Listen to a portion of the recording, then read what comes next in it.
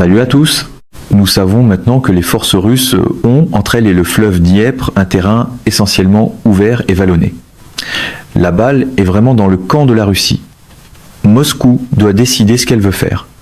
Plus cette stupidité s'éternise en Europe occidentale, plus les menaces contre la Russie se multiplient, plus il devient probable que les Russes concluent que la seule sécurité à laquelle ils peuvent aspirer est la prise complète du territoire jusqu'au fleuve Dniepr, parce qu'ils verront le Dniepr comme une barrière naturelle, une ligne défensive naturelle. C'est ce qu'ils feront. Et je continue de dire que, quoi qu'il arrive, ils finiront avec Odessa et Kharkov, qui sont historiquement des villes russes et non ukrainiennes. Et lorsque ces villes seront entre leurs mains, ils seront être prêts à discuter d'alternatives au statu quo, mais pas vraiment avant d'y être arrivés. Je pense donc que les Russes ont maintenant la capacité de mettre fin à cette guerre d'ici la fin de l'année, selon des conditions qu'ils jugeront acceptables. Ils préféraient ce que j'ai évoqué plus tôt, à dire que ces gouvernements à Londres, Paris et Berlin changent, et cela pourrait arriver. Il y a un vrai potentiel pour cela. Mais, entre-temps, ils devront simplement continuer d'avancer, et ils ne peuvent rien attendre de nous. La partie intéressante, c'est que le président Trump s'est largement retiré de cette affaire. Il est prêt à dire « Voici un plan en 28 points, allez l'examiner ». Mais il ne s'y intéresse pas vraiment. Et la raison est simple, il ne peut pas en être le centre. Le président Trump est entièrement dans l'optique de l'image. Si cela ne crée pas l'illusion qu'il souhaite, celle d'avoir, d'une manière ou d'une autre, régler ça, je ne sais quelle 19 guerres, peu importe le chiffre auquel il aspire, alors cela ne l'intéresse pas vraiment. Dans la diplomatie à la Trump, un plan de paix semble surtout compter quand il peut entrer proprement dans le cadre d'une caméra. Je pense donc qu'il va laisser filer, ce qu'il a d'ailleurs déjà fait avec ses promesses d'une aide militaire supplémentaire à l'Ukraine. La majeure partie de ce matériel n'arrivera pas avant 1 an, 2 ans ou plus longtemps encore. Quand cela arrivera, il n'y aura plus d'Ukraine, à moins que quelqu'un se réveille rapidement et reconnaisse qu'il faut un nouveau gouvernement à Kiev. Je pense qu'ils en ont besoin, franchement, en dehors de l'Ukraine. Je crois qu'il y a des préparatifs pour faire partir Zelensky et une grande partie de son cercle rapproché vers Israël, où il dispose d'une immunité contre l'extradition pour des procédures criminelles. Et c'est exactement ce dont ils auront besoin quand ils en auront fini en Ukraine. Ils ont déjà un pied en Ukraine et l'autre, en réalité, dans la porte de l'avion qui doit les faire sortir. C'est la machine à promesses classique. Annoncer la livraison aujourd'hui, puis laisser le calendrier, expliquer l'échec plus tard. Les gens ne se rendent pas compte à quel point ce gouvernement ukrainien est faible et fragile. Plus tôt aujourd'hui, j'ai reçu des informations d'Europe de l'Est et on m'a dit que des gens sortaient des sous-sols et des maisons à Pokrovsk et qui disaient aux Russes « Dieu merci, qu'on en finisse. Aidez-nous à mettre fin à cette guerre ». Et beaucoup d'entre eux disent ce que les gens disaient déjà au début. En 2022, en février, mars et avril, à Louhansk et Donetsk, pourquoi avez-vous mis si longtemps ? Je pense que de plus en plus, la population qui vit dans l'est de l'Ukraine, ainsi qu'une grande partie de la population dans l'ouest, veut désespérément la fin de cette guerre, et elle comprend que cela ne se terminera que par une seule issue, c'est à dire l'élimination de Zelensky et de son régime. C'est un déclencheur permanent de conflits et de guerres. S'il y a une guerre que la Russie sait pouvoir gagner, et pas seulement Vladimir Poutine, mais tout le monde, c'est une guerre à sa porte. C'est une guerre dans l'est d'Ukraine, ou même dans l'ouest de l'Ukraine, parce qu'il s'agit d'une force qui peut être constituée, puis finalement engagée dans le combat. Qui ne peut pas gagner en Ukraine ? Nous. Nous sommes trop loin. Nous ne pouvons pas masser les forces. Nous ne pouvons pas nous renforcer pour faire quoi que ce soit. Et les Européens n'ont ni la résolution, ni la volonté, ni la compréhension nécessaire pour déployer une force capable de vaincre les Russes. Donc tout cela n'a aucun sens. C'est une impasse. Nous ne pouvons pas gagner. En privé, je crois qu'il y a eu des moments de lucidité où Donald Trump a effectivement dit cela, notamment lorsqu'il a dit à Zelensky, dans le bureau ovale, vous n'avez aucune carte à jouer. Ce qu'il ne savait pas, c'est que ses donateurs étaient dans l'équipe de Zelensky et que ses donateurs allaient lui dire « tu dois rester avec ça, Donald », parce que ces donateurs, ceux-là même qui nous poussent vers la guerre avec l'Iran, vers la guerre avec n'importe qui qu'Israël n'aime pas, déteste aussi la Russie. Ainsi, le slogan «L'Amérique d'abord» adopte soudain une définition très flexible. Dès que la liste des donateurs entre dans la pièce, ce n'est pas dans l'intérêt américain, mais sur la paix de qui sont toutes ces personnes, c'est la question qu'il faut poser. J'aimerais que chaque fois que Fox ou CNN ou quelqu'un d'autre fait venir une personne et affiche son nom à l'écran, ils inscrivent en dessous ses sources de revenus. Quelles sont ces sources de revenus? Eh bien, c'est probablement Raytheon, Lockheed Martin, l'AIPAC ou un dérivé de l'AIPAC. Soyons honnêtes. Qui finance ces experts de plateau? Le style médiatique pro-Trump adore une grande bannière patriotique, surtout quand la facture est écrite quelque part en dessous. Si les Américains comprenaient cela, ils reculeraient avec horreur et réaliseraient soudainement qu'aucune de ces personnes ne dit ou ne fait quoi que ce soit qui soit dans l'intérêt des États-Unis. Et franchement, c'est le problème depuis le tout début. J'ai vu cela dès les années 1990. L'idée était que cela n'avait pas d'importance. Nous pouvions vendre notre pays sur la route parce que cela ne nous faisait pas de mal. Nous étions grands, nous étions puissants, personne ne pouvait jamais nous toucher. Rien ne pouvait jamais nous nuire. Alors quelle différence cela fait-il? Quelle différence cela fait-il si quelques millions d'immigrants illégaux de plus entrent dans le pays?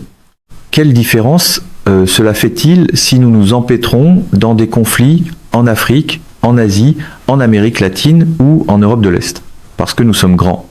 Nous sommes puissants, personne ne peut nous défier, personne ne peut nous toucher. Eh bien, c'est faux. C'est totalement faux. Et nous sommes aujourd'hui plus vulnérables que jamais dans notre histoire. Nous avons créé une situation de danger extrême pour les États-Unis, non seulement sur le plan militaire, mais aussi sur les plans financiers et économiques. Quelqu'un me parlait plus tôt aujourd'hui, quelqu'un à l'étranger, qui est très engagé dans le secteur bancaire, et il disait que lorsque les gens nous regardent, nous et les États-Unis, puis regardent la Chine, il conclut très rapidement que l'économie chinoise, qui a doublé voire triplé de taille depuis 2005, compte tenu de sa population et de la mise en œuvre réussie du capitalisme d'État en Chine, va dépasser sa dette par la croissance. Même si la Chine a beaucoup de dettes, tout comme nous, tout le monde est convaincu que l'économie chinoise va dépasser sa dette par la croissance. Personne ne croit, d'après ce qu'il voit aujourd'hui aux États-Unis, que les États-Unis aient la moindre chance de se sortir de leur dette par la croissance. Absolument pas. Et ainsi, le monde s'éloigne de nous pour se tourner vers ce qu'on appelle les BRICS, et cela met tout en danger. Mon point est que les gens qui parlent en ces termes ne sont pas seulement dangereusement dans l'erreur, ils mettent le pays en péril. Parce que ce dont nous avons besoin aujourd'hui, plus que jamais dans notre histoire, c'est de paix et de stabilité. La stabilité qui vient de la paix est le fondement de la prospérité.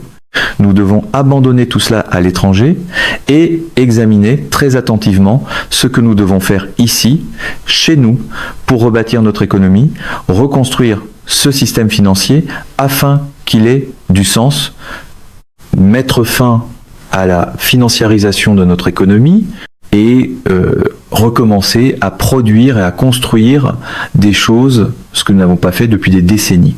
Pour que cette vision se réalise, nous avons besoin d'un dirigeant qui ait le courage de prendre des décisions difficiles. Malheureusement, le président Trump, même s'il est arrivé au pouvoir avec cette réputation, n'a certainement pas livré la marchandise. Le contraste est très clair. Lors de cette rencontre dans le bureau ovale à la fin février, le président Trump a eu cette grande confrontation avec Zelensky et lui a dit « Vous n'avez pas de carte et vous n'avez pas de levier ». S'il avait agi comme il aurait dû le faire en janvier, en disant simplement « Très bien, voici le marché, c'est terminé ». Notre soutien prendra fin à cette date, à moins que vous ne parveniez à un accord que nous pouvons accepter. Sinon, vous serez seul si vous voulez continuer à vous battre. C'est ce qui aurait dû se passer à ce moment-là. Mais les décisions difficiles sont moins glamour que les pauses dures, et les caméras semblent toujours gagner ce concours-là. Mais au lieu de cela, tous ces mois plus tard, maintenant en novembre, ce plan de paix en 28 points arrive, puis il est déchiqueté. Le membre du Parlement en Ukraine, après avoir rencontré les négociateurs de Trump, a déclaré qu'aucune des questions que vous voulez n'est sur la table. Et ensuite, Zelensky présente son propre message. L'Ukraine n'est pas seule, et c'est important. Leurs équipes ont déjà fait rapport sur la nouvelle ébauche des étapes, et cela est présenté comme étant véritablement la bonne approche. Les questions sensibles, les questions délicates, il en discute avec le président Trump, l'Ukraine ne sera jamais un obstacle à la paix. C'est leur principe, un principe commun. Et des millions d'Ukrainiens attendent et méritent une paix décente. Ils feront tout pour cela. Ils sont prêts à travailler aussi rapidement que possible. Et ils comprennent aussi combien d'intérêts entourent l'Ukraine. Avant tout, il y a un intérêt de la Russie à faire dérailler cette chance d'accord et à prolonger la guerre. Donc Zelensky essaie de dire à tout le monde, après avoir aussi rencontré beaucoup d'Européens, que ce sont les Russes qui posent problème, qui ne veulent pas de l'accord que l'Ukraine veut, et que la paix ne viendra que si elle se fait selon les conditions de l'Ukraine. Ce qui signifie que, quoi que le président Trump ait eu l'intention de faire, ce sont Zelensky et ses dirigeants européens qui mènent le jeu. Malgré tous les discours sur le commandement, le camp Trump découvre encore et encore qu'un titre accrocheur n'est pas la même chose que le contrôle. Zelensky et son gouvernement ne sont pas seulement un catalyseur permanent de conflit avec la Russie. Franchement, ils sont responsables du conflit.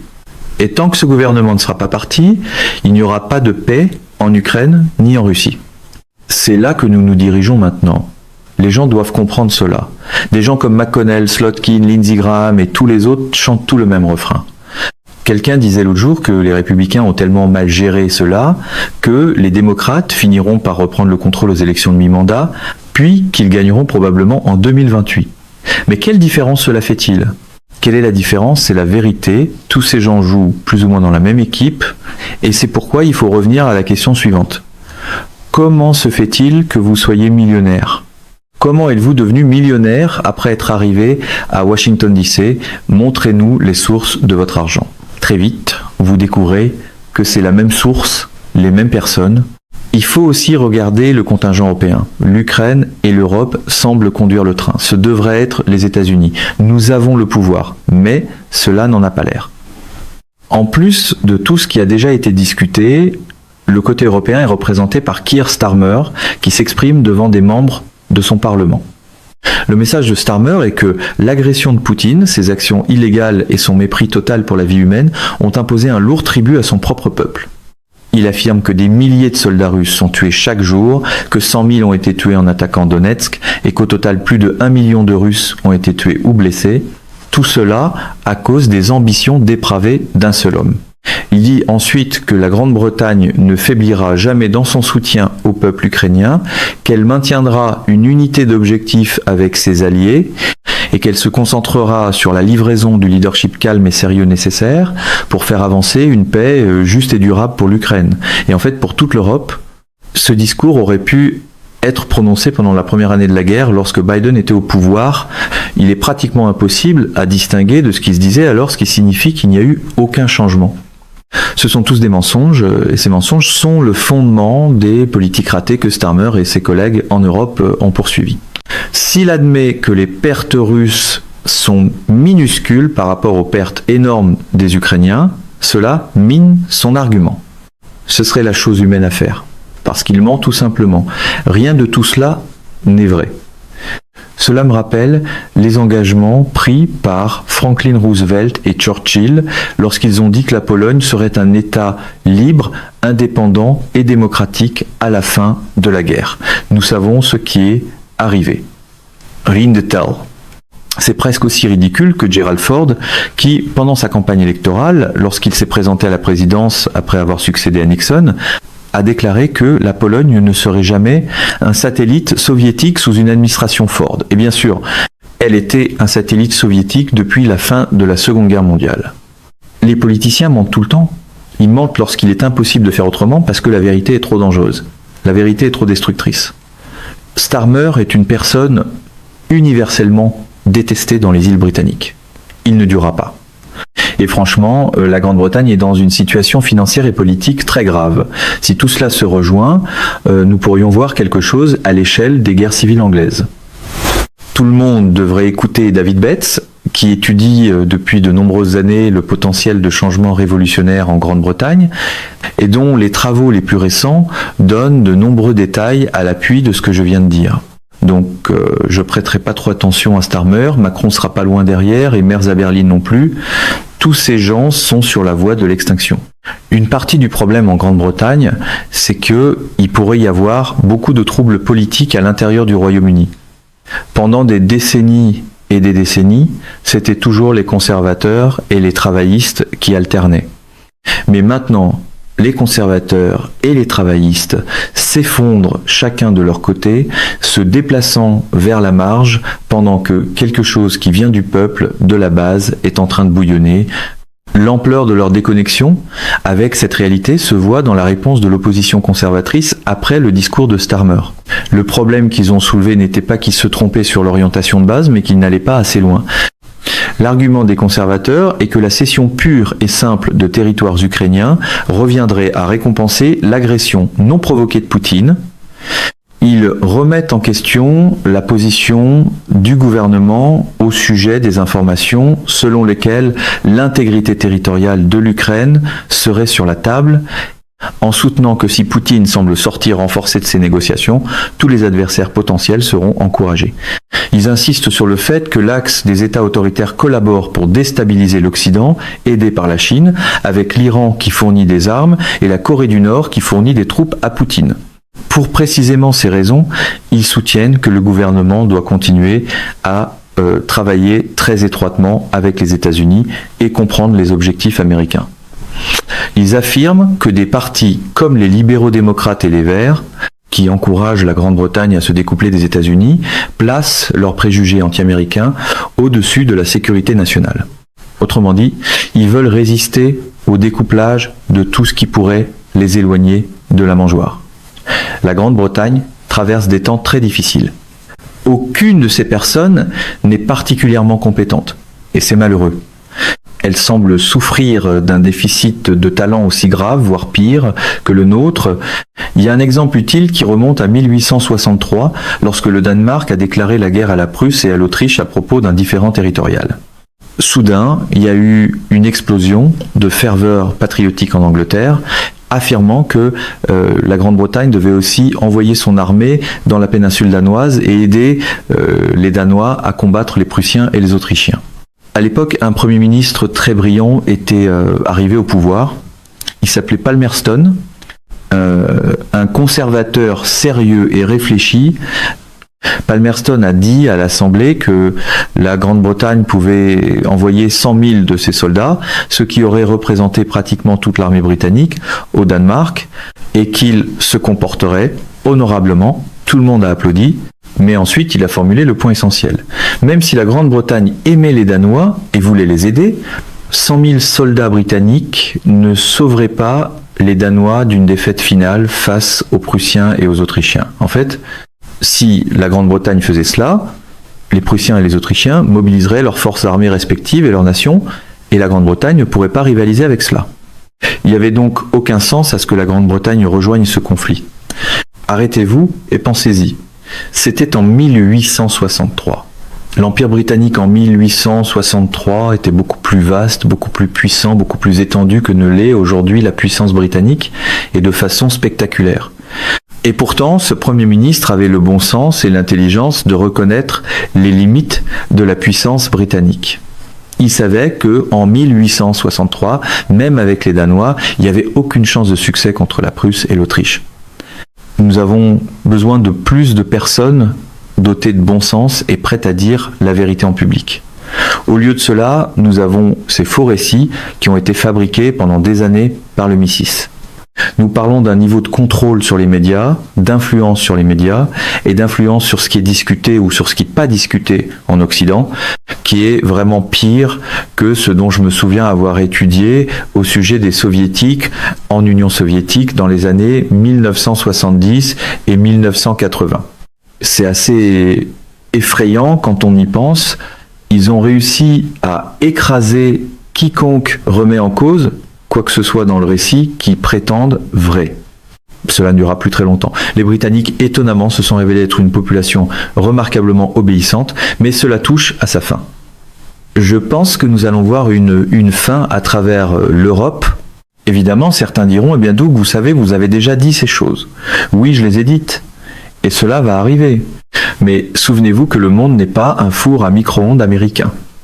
Les Américains veulent souvent claquer des doigts et voir quelque chose se produire la semaine suivante. Si vous dites aux Américains que si nous entrons au Venezuela, cela pourrait nous causer des dommages financiers et économiques fatals, que cela pourrait miner notre position d'hégémon financier dans le monde occidental, ils répondent « Oh, c'est ridicule. Comment cela pourrait-il arriver ? Mais lorsque cela arrive dans 6 mois, 8 mois ou 9 mois, peu importe le délai exact, tout le monde dit « Comment cela a-t-il pu se produire ? Pourquoi ne l'avons-nous pas vu venir ?» Voilà la version conférence de presse de la stratégie, déclarer la victoire au micro, puis feindre la surprise quand la réalité refuse d'applaudir.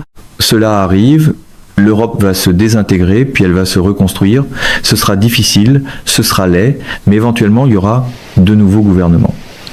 Et ces nouveaux gouvernements ne seront absolument pas intéressés par une guerre avec la Russie, quelles que soient les circonstances. Cela arrive. Moscou le sait, et les Russes le savent, et les Russes vont terminer le travail. Quant à ce plan en 28 points, autant l'imprimer sur du papier de toilette, parce que c'est son meilleur usage à ce stade.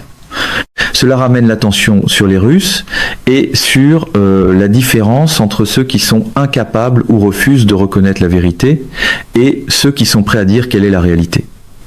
À la lumière de toutes ces réalités physiques, parce que tout revient toujours à ce qui se passe sur le terrain et au véritable rapport de force, plutôt qu'aux mots, les Russes, même avec tous les avantages de leur côté, ne se lancent pas dans de grandes tirades.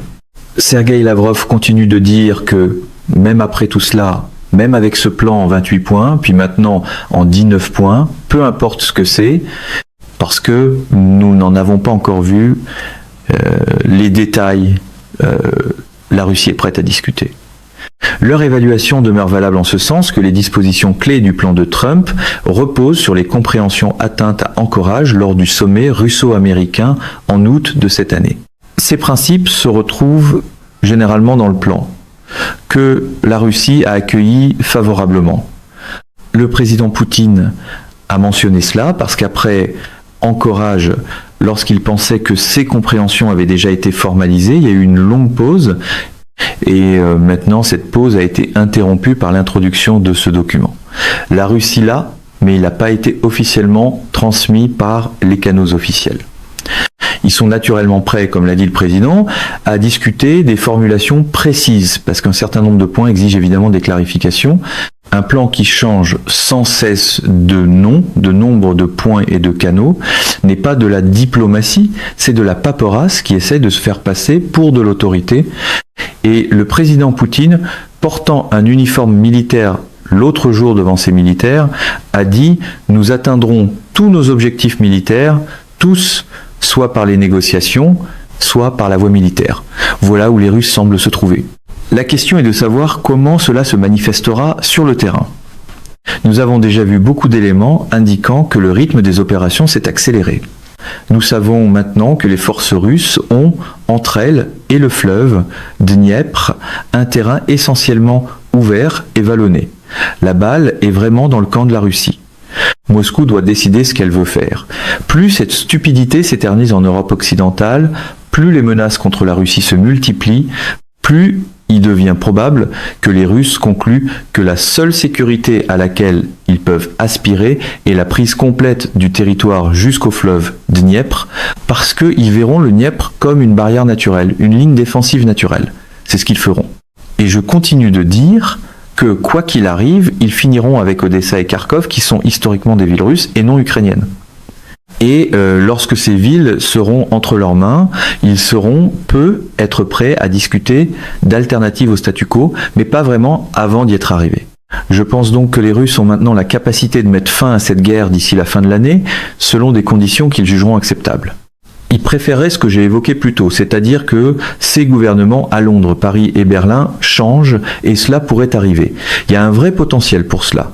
Mais entre-temps, ils devront simplement continuer d'avancer et ils ne pourraient rien attendre de nous. La partie intéressante, c'est que le président Trump s'est largement retiré de cette affaire. Il est prêt à dire Voici un plan en 28 points, allez l'examiner. Mais il ne s'y intéresse pas vraiment. Il ne s'y intéresse pas vraiment parce que il ne peut pas en être le centre. Le président Trump est entièrement dans l'optique de l'image. Si cela ne crée pas l'illusion qu'il souhaite, celle d'avoir, d'une manière ou d'une autre, réglé sa je ne sais quelle 19 guerre, peu importe le chiffre auquel il aspire, alors cela ne l'intéresse pas vraiment.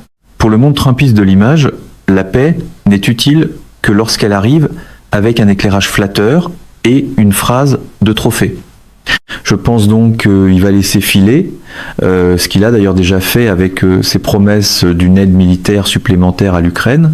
La majeure partie de ce matériel n'arrivera pas avant 1 an, 2 ans ou plus longtemps encore. Quand cela arrivera, il n'y aura plus d'Ukraine, à moins que quelqu'un se réveille rapidement et reconnaisse qu'il faut un nouveau gouvernement à Kiev et que celui qui est là est un obstacle permanent à la paix. Qui sait ? Tout est possible. Ce n'est pas impossible. Quelque chose comme cela pourrait arriver. Mais pour l'instant, les Russes doivent supposer qu'il n'y aura aucun changement à court terme, ce qui signifie qu'ils marchent vers l'ouest. Mesdames et messieurs, notre émission d'aujourd'hui s'arrête ici. Nous vous invitons à partager votre avis personnel dans la section des commentaires ci-dessous.